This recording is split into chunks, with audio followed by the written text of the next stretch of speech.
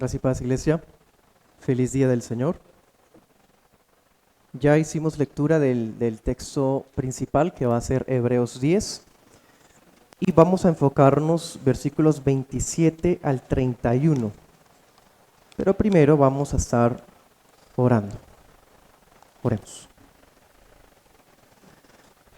Padre Santo, en nombre de Jesús, venimos a tu presencia en medio de tu pueblo congregado, atraídos por tu Espíritu Santo para celebrarte, para ser nutridos más, Señor, de ti, porque así como los bebés de pecho anhelan la leche de su madre, así también nosotros tenemos hambre, sed de ti, Señor, de tu palabra, tu presencia especial que se manifiesta en tu iglesia.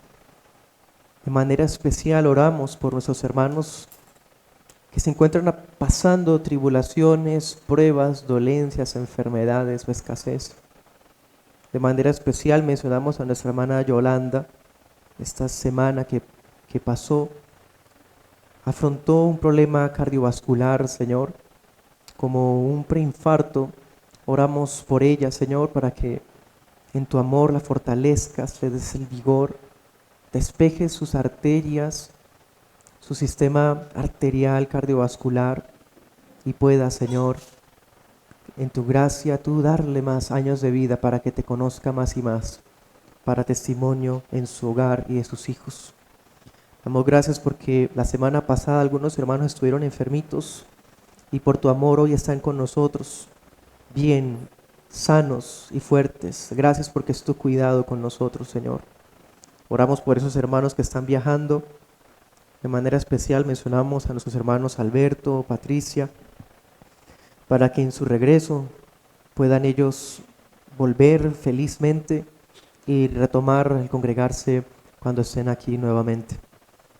Oramos también por los que están en lugares de eminencia en este país, en las ramas del poder, para que tu gracia los alcance, tu evangelio salvador llegue a sus vidas, Señor, y así todos los servidores públicos te servirán con temor y temblor, reconociendo la responsabilidad que les has delegado. También mencionamos a nuestros consiervos, pastores y diáconos en las iglesias hermanas, para que los guardes en las aptitudes bíblicas, para que guardes a las iglesias hermanas, Señor, de toda división, de toda inmoralidad, de toda avaricia, de toda inmundicia, oh Dios Santo, y permitas que seas tú glorificado en medio de tu pueblo hasta tu regreso. Te damos gracias, oh Dios. En el nombre de Jesús. Amén. Amén. Hermanos, Hebreos 10, 27. Les invito que se coloquen de pie. Vamos a leerlo a una voz en la Reina Valera 60. Sino una horrenda expectación de juicio y de hervor de fuego que ha de devorar a los adversarios. El que viola la ley de Moisés por el testimonio de 2 o de 3 testigos muere irremisiblemente. ¿Cuánto mayor castigo pensáis que merecerá el que pisoteare al Hijo de Dios y tuviere por inmunda la sangre del pacto, en la cual fue santificado, e hiciere afrenta al Espíritu de gracia? Pues conocemos al que dijo: mía es la venganza, yo daré el pago, dice el Señor. Y otra vez, el Señor juzgará a su pueblo. Horrenda cosa es caer en manos del Dios vivo. Amén. Puede sentarse. Titulamos esta enseñanza: el juicio contra los apóstatas. El juicio contra los apóstatas. Permítanme colocarlos en contexto. El pastor José Camilo nos leyó desde el versículo 19 porque es desde ahí que comienza esta sección. Esta sección consiste en una exhortación. El apóstol Pablo bueno, esa es mi postura personal y de varios de los presentes como autor de la carta. En esta sección el apóstol Pablo, o en esta carta, él acostumbra a, a dar un discurso teológico acerca de un punto y cuando termina de darlo, lo aplica y exhorta. Ese ha sido el estilo de la carta. Usted puede leerla y se va a dar cuenta de eso. Toca un tema, luego cita los textos de la escritura, lo aplica y exhorta. Luego cambia de tema y lo mismo. En esta porción está haciendo eso. Ya se expuso una temática. ¿Cuál fue? El sacerdocio de Cristo según el orden de Melquisedec. Es decir, mostrando al Señor que es un sumo sacerdote mejor y superior que Aarón y que ofrece un sacrificio superior y mejor que los de Levítico. Entonces, cuando ya él termina esa temática, aplica, exhorta y aplica. ¿Qué es lo que está haciendo acá? La aplicación entonces está enfocada, si usted puede ver en el versículo 19, es como diciéndoles: hermanos, ¿se dan cuenta el camino que nos ha sido provisto por mismo Cristo? Transiten este camino. Este camino nos ha sido despejado. Ya no hay necesidad de cumplir ninguna forma de ceremonia o acudir a otra persona, sino que ya está abierto ese camino. Pero hermanos, este camino no es para transitarlo solos. Entonces, versículo 24, considerémonos unos a otros. Luego dice, no dejando nuestra congregación. ¿Sí? El término griego que se usa acá no está diciendo congregarse, porque tristemente el neoevangélico piensa que Hebreos 10:25 trata de ir a culto. Hebreos 10:25 no sirve para decir que hay que asistir a la iglesia. El texto originalmente dice, no dejando nuestra congregación, es decir, una identidad cercana con una comunidad específica, que es lo que nosotros hoy llamamos membresía local. Porque estos creyentes estaban desertando. Muchos ya no habían vuelto a la iglesia, se habían despegado de su congregación para retomar los cultos, si se dice así, en la sinagoga judía. Entonces, ya con eso en mente, en el 26 él dice, porque si pecáramos voluntariamente, o sea, ¿cuál es el contexto? Abandonar a la iglesia de Dios. Cuando dice pecáramos voluntariamente, entonces está hablando es de abandonar a la iglesia de Dios. Claro, porque si alguien abandona este camino que ha sido despejado, esta comunidad de redimidos, ya no le queda más sacrificio por el pecado. ¿Bien? Entonces, así entramos en contexto y vamos acá, versículo 27. ¿Bien? Hermanos, esta sección ha sido considerada la amonestación más terrible de toda la Biblia. El autor inspirado quiere ser lo más explícito posible respecto del tema del juicio de Dios que aguarda a los apóstatas. ¿Quiénes son los apóstatas? Los que dejaron su congregación para pecar voluntariamente, ¿sí? Los que ya no transitaron más el camino que es Cristo y volvieron a los antiguos rudimentos, ¿sí? Eso es apostasía a la luz de Hebreos. Entonces el autor quiere mostrarles a ellos las consecuencias reales que van a tener que asumir por haber actuado así. Él quiere persuadir, hermano, al titubeante, ese que está indeciso, como vacilante, que quiere renunciar. Y lo quiere persuadir al arrepentimiento, a que recupere la piedad cristiana. Y dense cuenta, si usted mira nuevamente 22, 23, 24, la piedad cristiana se vive de manera personal y también congregacional. Ellos habían descuidado eso, por eso era tan fácil que pecaran voluntariamente. Por eso era tan fácil que abandonaran su iglesia local. ¿Sí? Entonces, esta porción, lo tremenda que es, hermano, es un ejemplo de que a veces el pastor necesita dar un trato fuerte a las ovejas para que recapaciten y vuelvan al redil.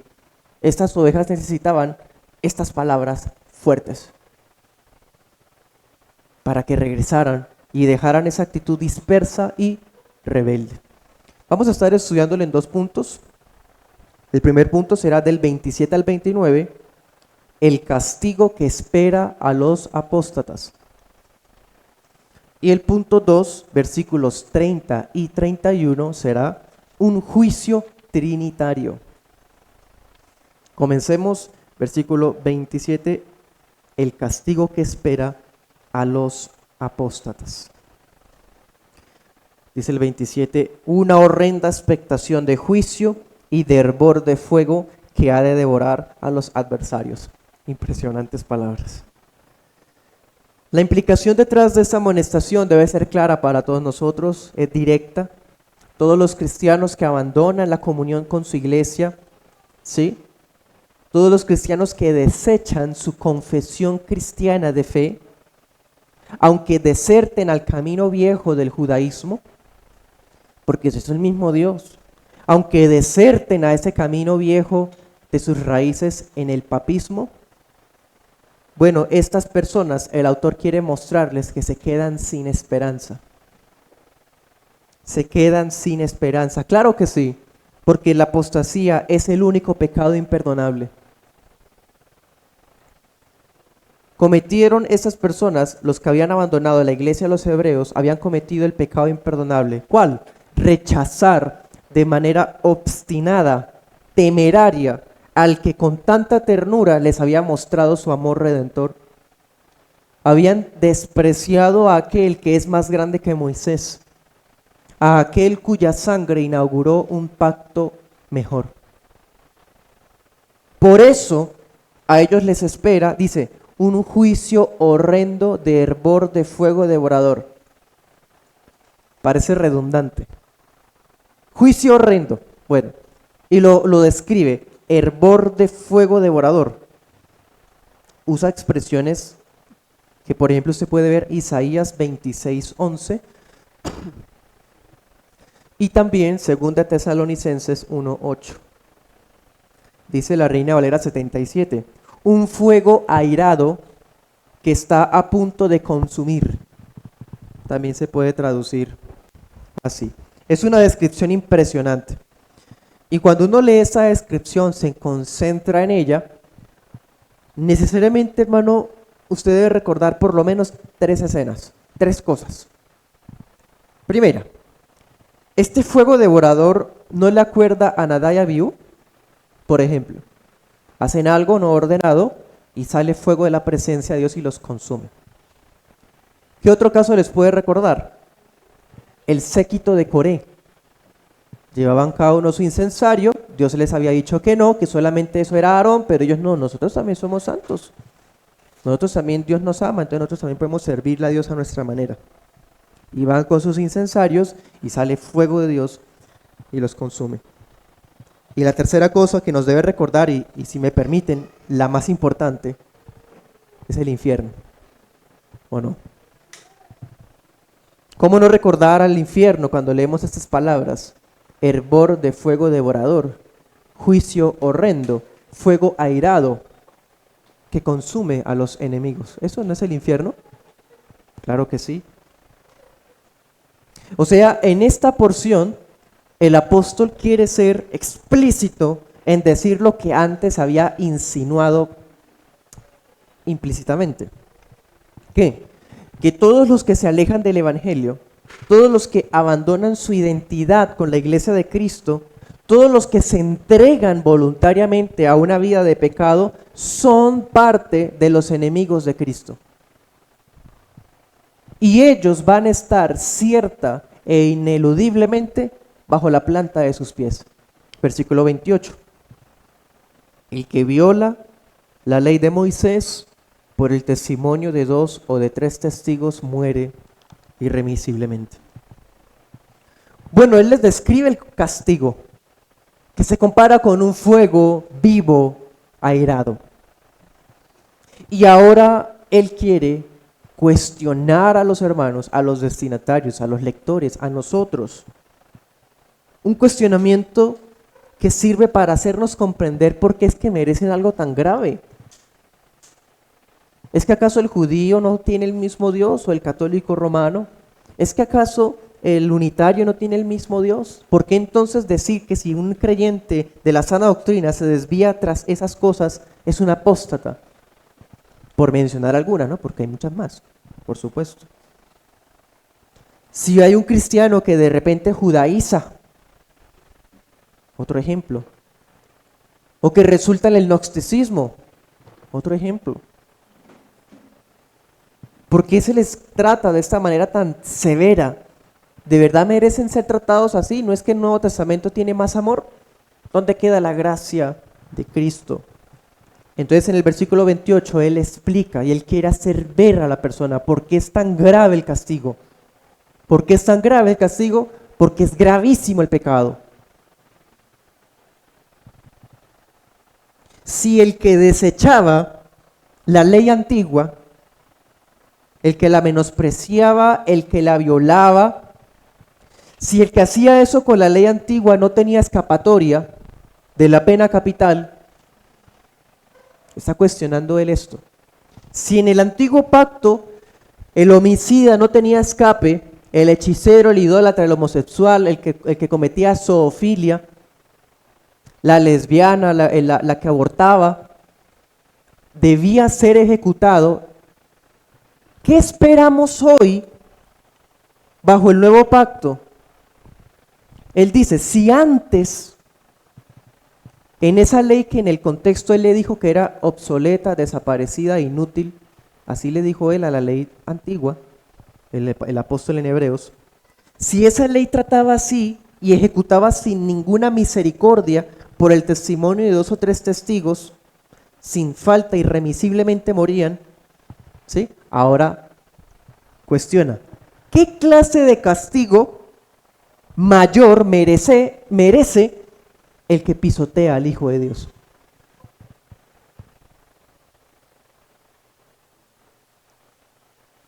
¿Qué clase de castigo merece el que pisotea al Hijo unigénito que entregó el Padre por amor?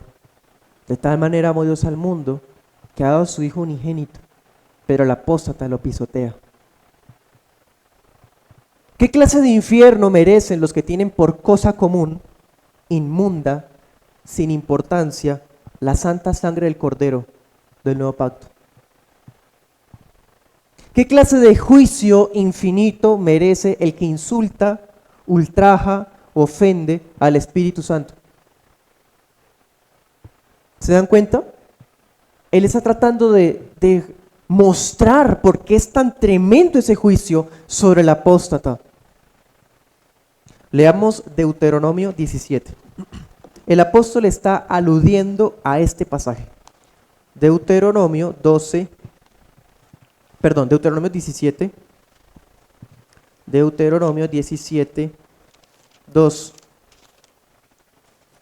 Dice: cuando se halle en medio de ti, en alguna de tus ciudades que Jehová tu Dios te da, hombre o mujer que haya hecho mal ante los ojos de Jehová tu Dios, traspasando su pacto, que hubiere ido y servido a dioses ajenos, y se hubiere inclinado a ellos, ya sea el sol o a la luna, o a todo el ejército del cielo, lo cual yo he prohibido, y te fuere dado aviso, y después que oyeres y hubieres indagado bien, la cosa parece de verdad cierta, que tal abominación ha sido hecha en Israel, entonces sacarás a tus puertas al hombre o a la mujer que hubiere hecho esta cosa mala, sea hombre o mujer, y los apedrarás, y así morirán.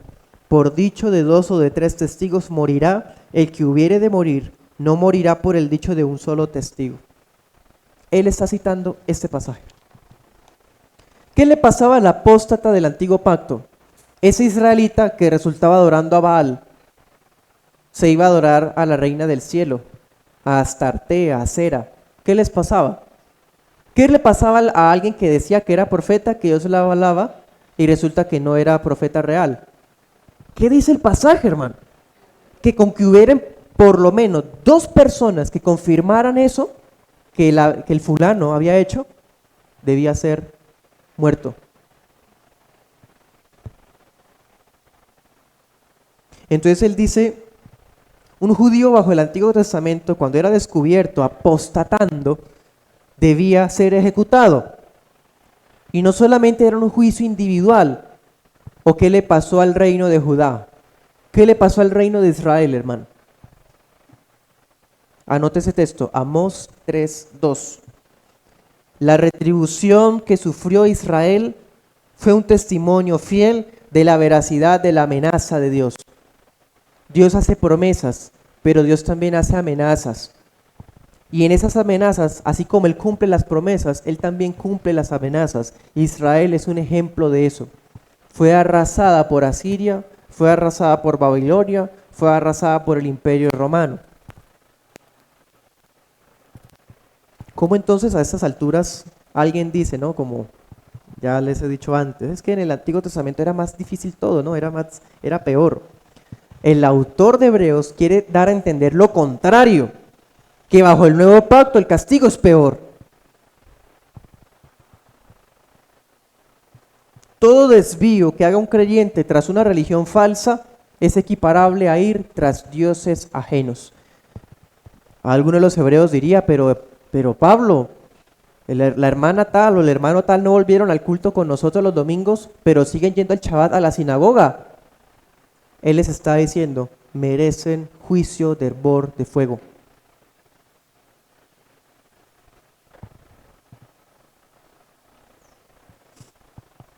¿Se dan cuenta, hermanos, cómo él argumenta? ¿Cómo podríamos definir apostasía entonces?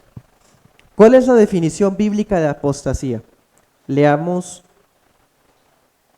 versículo 29. ¿Cuánto mayor castigo piensan que merecerá el que pisotee al Hijo de Dios? ¿Qué es apostasía? Pisotear al Hijo de Dios.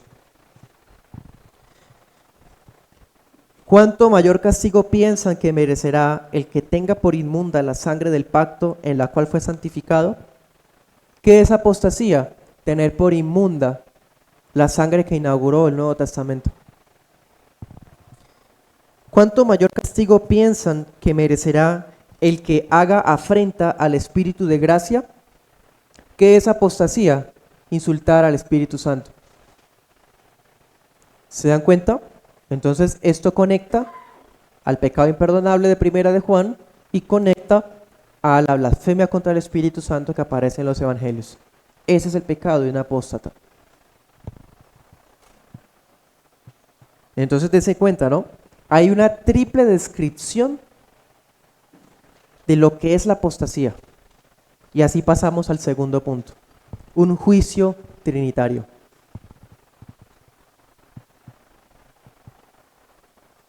Versículo 30. Dice: Pues conocemos al que dijo, mía es la venganza, yo daré el pago, dice el Señor. Y otra vez, el Señor juzgará a su pueblo. Horrenda cosa es caer en manos del Dios vivo. Hermano, a esta definición bíblica añadámosle otro detalle más que el mismo apóstol le agrega. ¿Por qué es tan tremendo el pecado de apostasía? ¿Qué es lo que lo hace tan grave, tan ruin? Bueno, que no solo consiste en desechar todo estándar moral divino, porque peca contra la ley de Dios, sino que dése cuenta, versículo 30, dice, conocemos, el apóstata no peca por ignorancia.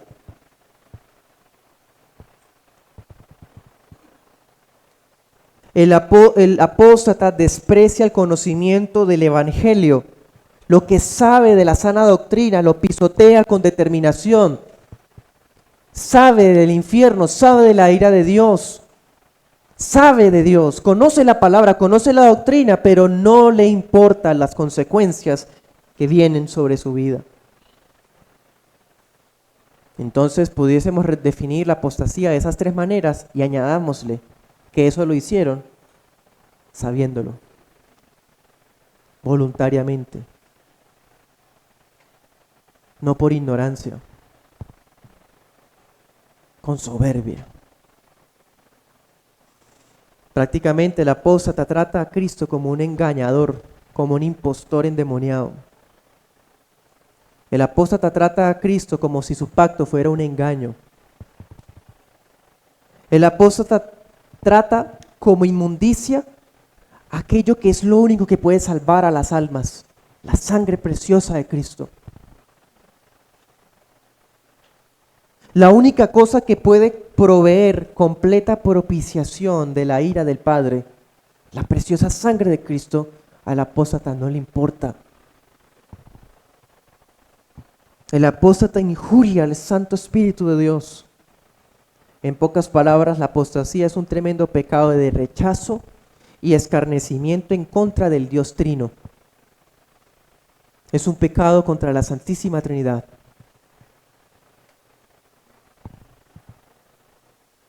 ¿Se dan cuenta? Y pensar, hermanos, que hay tantas sectas, por ejemplo la Pentecostal Unida, ellos hasta tienen cánticos de alabanza blasfemando a la Trinidad. ¿Sí sabía eso? En los cultos blasfeman de la Trinidad, burlándose. Están mostrando el juicio que merecen contra el Trino Dios. La apostasía es un pecado tan grave que ofende a cada una de las personas de la Santísima Trinidad, porque cada una de las personas de la Santísima Trinidad ha hecho su parte en la obra de redención, y al apóstata no le importa, se les enfrenta, se burla. Por eso, después de que nos da triple descripción, triple definición trinitaria, ahora nos da 3 advertencias, conforme el número de la Trinidad, sobre ese horrendo, dice la Reina Valera 2020, terrible juicio que tendrá lugar en el día del juicio final. Miremos el versículo 25. ¿Se acuerdan? Decía, no dejando de congregarnos, como algunos tienen por costumbre, sino exhortándonos tanto más cuanto ven que aquel día se acerca, aquel día cuando seremos salvos consumadamente, glorificados los elegidos, y habrá juicio de hervor de fuego para los adversarios. Bueno, ese día habrá este juicio tremendo del versículo 30. Pues conocemos al que dijo, mía es la venganza. El Padre ha declarado que suya es la venganza. Deuteronomio 32, 34. El Padre va a dar el pago. Él ha dicho que Él dará el pago. Luego dice, el Señor juzgará a su pueblo. El Hijo ha predicho que vendrá para juzgar a su pueblo, incluyendo a los que se hicieron pasar por pueblo y no lo eran, a los desertores farsantes. Deuteronomio 32, 35. Si quieren leamos esos dos. Deuteronomio 32, 34 y 35. Es el cántico de Moisés. 36 dice, mía es la venganza y la retribución. A su tiempo su pie resbalará, porque el día de su aflicción está cercano, y lo que les está preparado se apresura. Porque Jehová juzgará a su pueblo, y por amor de sus siervos se arrepentirá, y cuando viere que la fuerza pereció, y que no queda ni siervo ni libre. Bien, en el cántico de Moisés, el Señor le dice al pueblo, y le dice a Moisés, este pueblo va a apostatar, pero habrá un remanente, y que por amor a ese remanente el Señor no iba a consumir o a exterminarlos a todos. Bueno, pero a los que habían apostatado sí les iba a ejercer su juicio. Bueno, entonces el Padre ha dicho, mía es la venganza. Cristo va a venir a juzgar a su pueblo y el Espíritu Santo testifica, horrenda cosa es caer en manos del Dios vivo.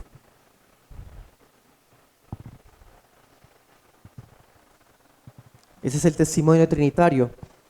Aquí el apóstol nos dice en Deuteronomio 32, estaba oscuro. En el Nuevo Testamento es claro. La Santísima Trinidad habla a su pueblo. Bien. Entonces, hermanos, de esta manera, ¿qué vimos? Hay un castigo que espera a los apóstatas. Y sabemos que el pecado de apostasía es una cosa grave porque ofende a cada una de las personas de la Santísima Trinidad. Bueno, asimismo, vimos que ya que cada una de las personas es ofendida directamente, cada una de las personas entonces tendrá también parte en el juicio contra estas personas. Para terminar, o para ir concluyendo, vamos a dar algunas aplicaciones, unas 4 aplicaciones acerca de esta porción. Primera aplicación. En la psicología mundana, perdón la redundancia, está mal usar amenazas. Está mal usar la disciplina física en la crianza. Es cosa impropia.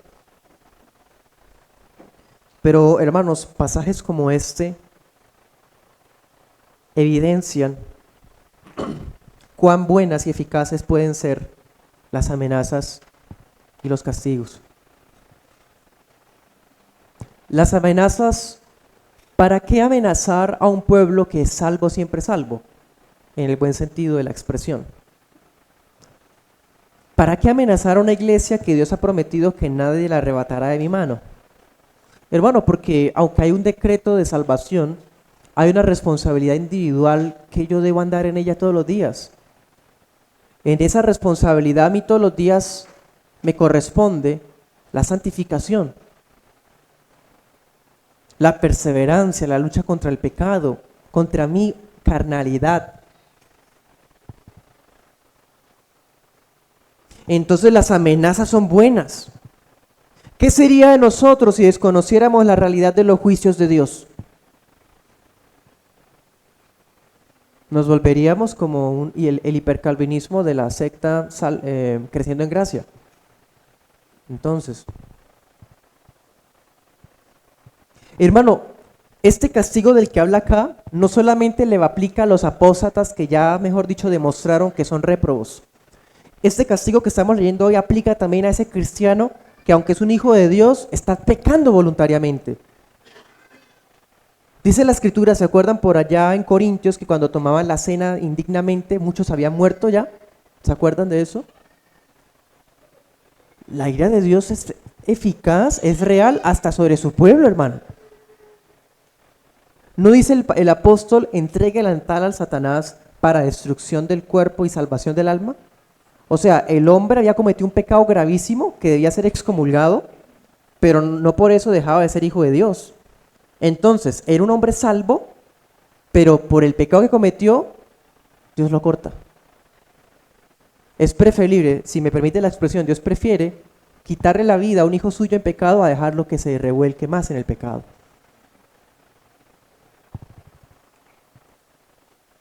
Así que cuando hablamos del juicio de Dios, no solamente pensemos en el infierno para los apóstatas o a los réprobos, también aplica para los juicios temporales que Dios da sobre aquellos cristianos que están actuando rebeldes, obstinados, no se arrepienten de su maldad, se les exhorta, se ofenden, en la predicación la toman como sátira, como indirecta para no ser corregidos, o sienten que la palabra es para otro. Pero ellos mismos cada día más están endurecidos en su amargura, en su inmundicia, en su división, mejor dicho, en tantas cosas.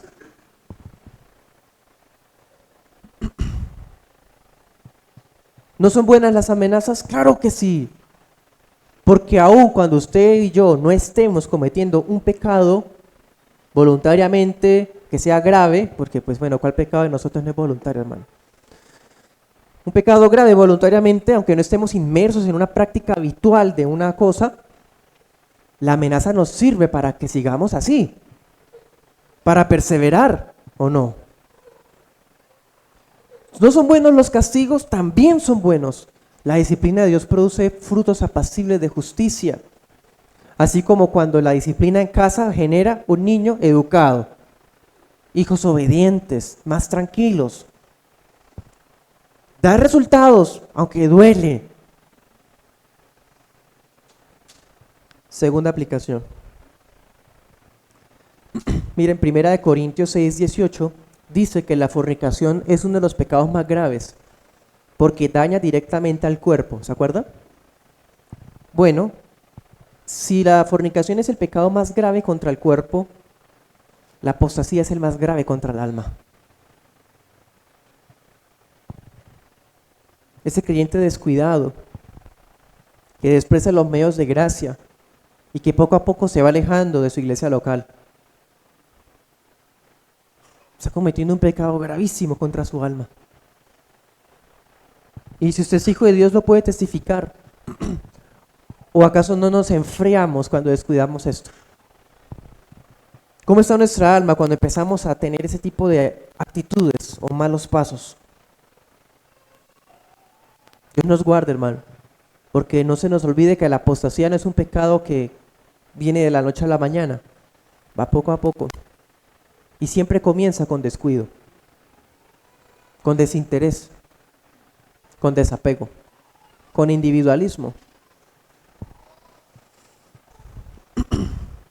El apóstata desprecia el regalo de amor infinito del Padre.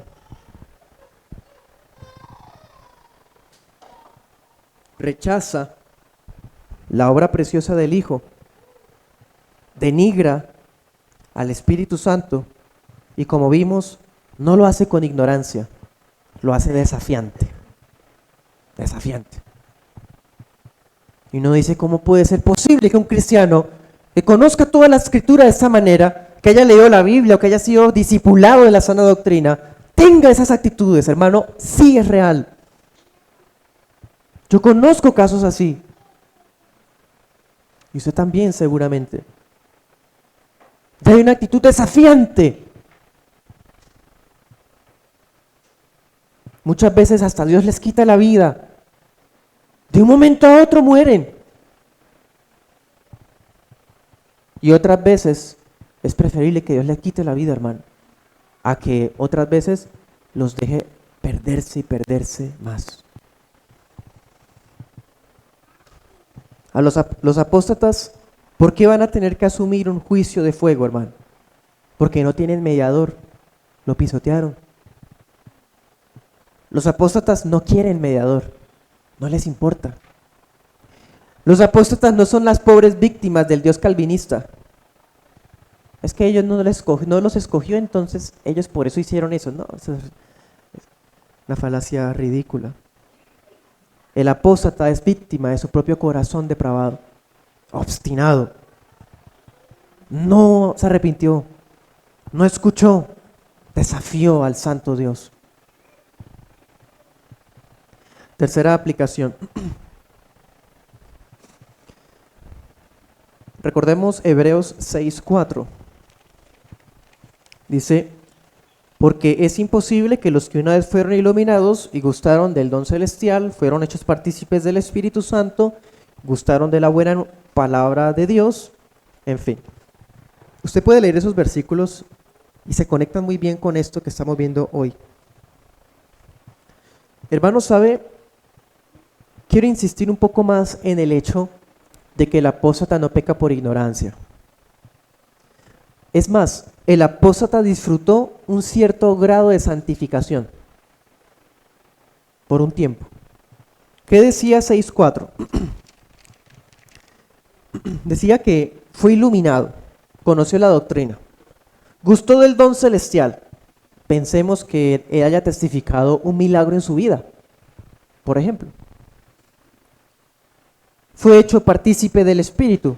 Pensemos que haya sido bautizado en aguas, en el nombre del Espíritu Santo también, Padre, Hijo y Espíritu Santo. Pensemos que incluso haya servido, participado de la cena del Señor. ¿Sí? O sea, es una persona que por un tiempo tuvo un grado de santificación, pero a esa persona le pasa como a otros casos que ocurren en el día a día. 1 Corintios 7 nos habla del caso del inconverso que está casado con un creyente. ¿Se acuerdan? Que el creyente santifica al incrédulo. Bueno, esa santificación es que esa persona es expuesta en cierta manera al evangelio y no es que sea santo, porque es réprobo, es condenado hasta que se arrepienta. Entonces es santificado en cierta manera. Así también fue el apóstata. Otro caso es los hijos de los creyentes. Los hijos de los creyentes no entran al pacto sino hasta cuando tengan la fe salvadora. Y mientras tanto son santificados, pero todavía no son parte del pacto de gracia. Son santificados, pero no son parte del pacto, como tampoco es parte del pacto la esposa inconversa o el esposo inconverso o el apóstata.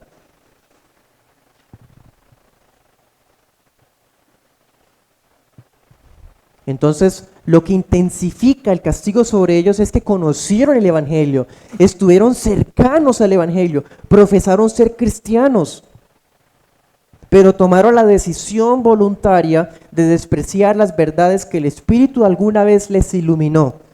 Son de esas personas que cuando se les explica la palabra dicen, uy, sí, ay, yo no había visto eso, ay, tan hermosa esta promesa, ay, mire esta palabra. Y así se emociona por un tiempo y como dice la parábola del sembrador, después de un tiempo llega la prueba o surgen las pasiones y la semilla muere.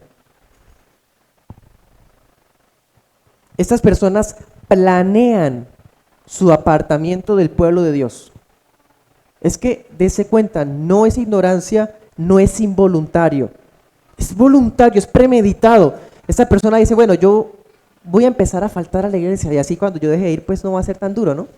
Entonces va 3 veces al mes, luego 2, luego 1, luego cada 2 meses y así poco a poco hasta que ya no vuelva. Lo planea, hermano. Reprueba las promesas de Dios, dice que no hay consecuencias de su pecado. Hasta asegura ser un bendecido por Dios viviendo como vive. Y termino con una cuarta aplicación dirigida a todos los hijos de Dios en esta mañana. Os he conocido creyentes que se abandonan voluntariamente al pecado. ¿Ha visto lo que Dios ha hecho en sus vidas? Yo sí, hermano. Sé que usted también. Por eso, que estas palabras tremendas de exhortación, de amonestación, de este pasaje inspirado por el Dios Trino, sirvan para que los hijos de Dios aquí presentes temamos ante el primer asomo de apostasía en nuestro caminar. Ante el primer síntoma, que esta palabra sirva para zarandearnos. Que esa persona que está tomando una actitud burlesca en la predicación, que alega sátiras, que alega que el mensaje es para otros, que cuando se les exhorta es duro, que cuando se les habla la palabra es indiferente, bueno, que esa persona hoy tema que esta amenaza es cierta.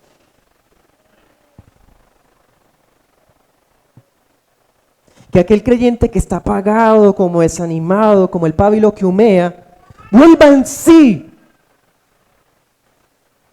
y se dé cuenta que ser parte de la iglesia de Cristo no es meramente asistir y sentarse el domingo a la iglesia cada 15 días o una vez al mes, sino en ser parte viva de una iglesia local donde amo a mis hermanos sinceramente porque Dios me los dio como familia. Que este mensaje de gracia, porque es la gracia de Dios, es la gracia de Dios. ¿Cómo que este versículo tiene la gracia de Dios? ¡Claro que sí! Porque puede encaminar de nuevo al que se está desviando. Porque muestra el amor de Dios para ese hijo que está pecando. Que este mensaje de gracia despierte y reprenda al hipócrita y al titubeante, así como lo logró con los hebreos. Lo logró. También lo logrará con nosotros, hermanos. El Señor nos ayude en su gracia y su gran amor. Oremos. Padre Celestial, gracias porque tú nos diste a tu Hijo. Nos amaste tanto que enviaste al unigénito, don precioso e inefable. Señor Jesús, en tu sangre preciosa tenemos justificación, propiciación y santificación. Espíritu Santo, tú eres el que nos comunica la gracia, el que nos da santidad, el que nos ilumina. Nuestro Dios Trino, tú eres nuestro Salvador. Te queremos pedir perdón, nuestro Dios santo, santo, santo, frente a nuestro descuido, nuestra indiferencia, nuestra apatía, nuestra dureza. Que a través de tu palabra, Señor, nos permitas estar firmes, fuertes, constantes. En momentos de desánimo, de debilidad espiritual, tú nos fortalezcas. Nos ayudes en nuestras batallas, en nuestras tentaciones, Señor nuestro Dios. Oramos por esos hermanos que están tomando una actitud obstinada, quizás de los que en su momento vean la grabación también. Que este mensaje de gracia cumpla su propósito, Señor, con los que son tuyos, para que ya no más pequemos voluntariamente, ni nos desapeguemos con desprecio con tu iglesia o con tu evangelio. Guárdanos, Señor, con tu gracia y tu misericordia, para tu sola gloria, Señor. Gracias porque así como sabemos que hay un castigo real para los apóstatas, también sabemos que hay una promesa real para los tuyos. Hay promesas de bendición, de gracia, de consuelo. Él enjugará toda lágrima de los ojos de ellos y serán apacentados por el Cordero por toda la eternidad. Esas son las palabras para los hijos.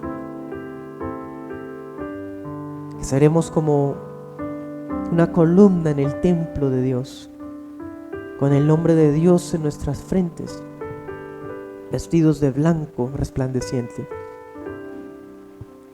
Gracias por tu paciencia, Señor. Si no fuera por ti no estaríamos acá, pero tú has sido bueno y confiamos que así también nos seguirás preservando. En Cristo Jesús. Amén.